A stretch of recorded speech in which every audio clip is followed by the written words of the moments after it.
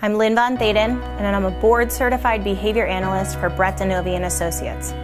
One of the greatest challenges for a BCBA is ensuring that your intervention plan is being developed as you've prescribed.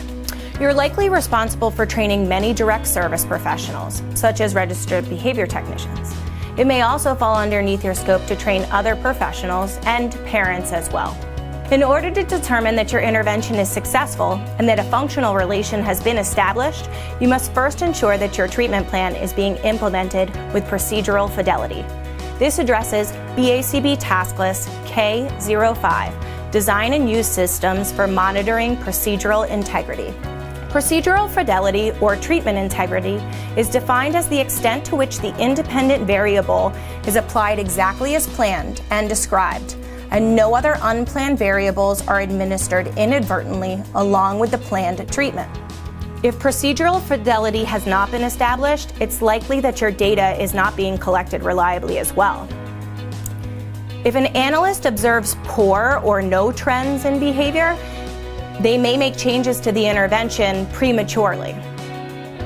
Additionally, a false positive or data that's yielding the correct or consistent change in behavior may be a result of a confounding variable and be difficult to replicate. Despite its importance, a large percentage of peer-reviewed articles do not include their procedures for assessing for procedural integrity.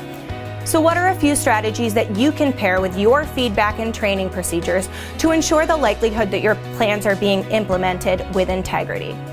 Design an intensive training package. There is significant research to suggest that sharing the procedural checklist or data form that will be used to assess the integrity of your treatment benefits the future result of those checks. That is, designing your procedural fidelity data collection and training package together is likely to ensure that they will be compatible in creating consistency moving forward. Provide ample opportunities to train on that procedure, such as direct instruction, modeling, and feedback.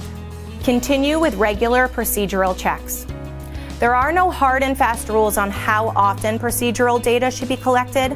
However, if your implementer has yet to meet mastery criteria, training and confirmation of integrity should be collected at any appropriate observation time.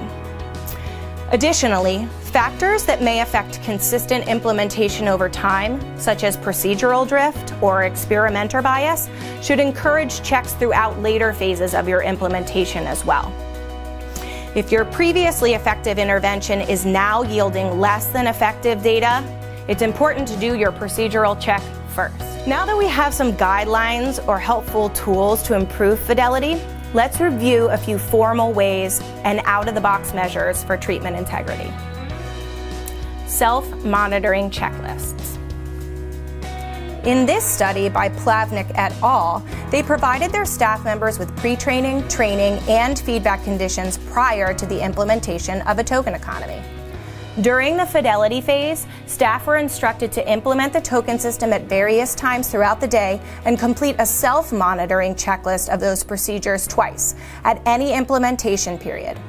The documentation would then be left for the experimenter to collect following the observations. The results of the experiment showed that integrity of 80% or higher was not achieved by training alone, but the process of completing the checklist improved the performance of all staff members to the predetermined success rates. Self-monitoring checklists are a great way to reduce the response effort if you lack the opportunity to provide more direct supervision while still ensuring that your treatment integrity will increase. Video self-monitoring checklists.